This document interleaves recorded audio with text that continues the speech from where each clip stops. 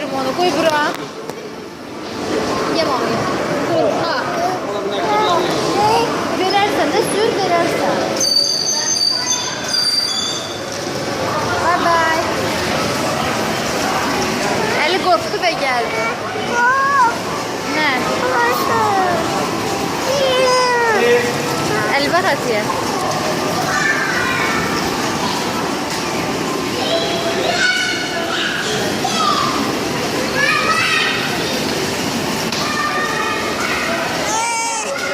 Bahçı bizi öldürür.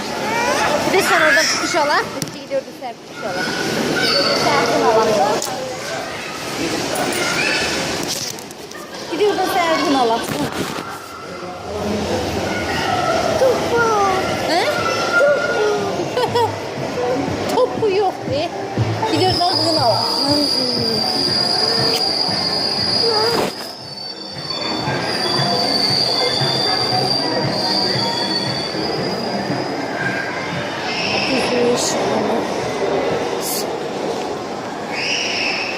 Hala oradadır.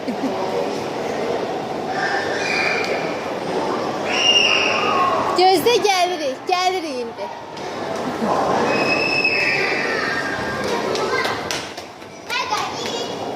Masi bir de bakardın da burası. Bu kuşa bunu almışam.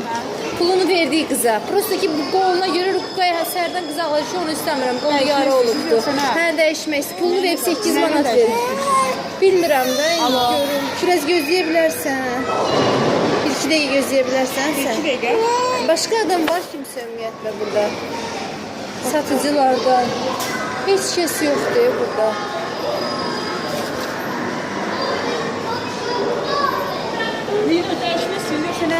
Kız gelsin hadi değişim onu. Mesela ben de əlavə üstüne pul koymalı olsa kime vereceğim o pulu? Ben onu verərəm. Yani gözlüyorsunuz da ona göre deyirəm.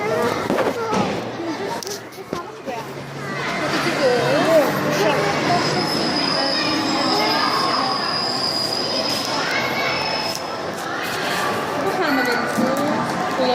Kime vermişsiniz? Yok. Gündüz? Buradaki...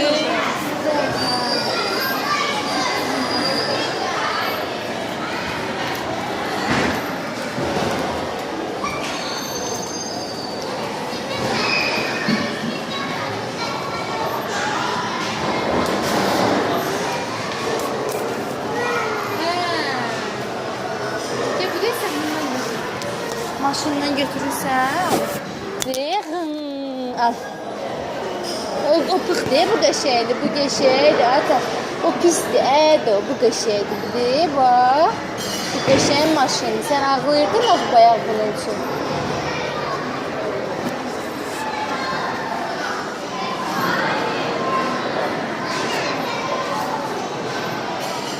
Bu qəşəyin əli var.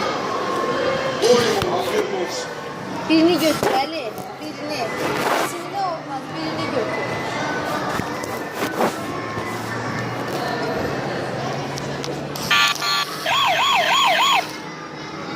Bunu istiyorsan ha?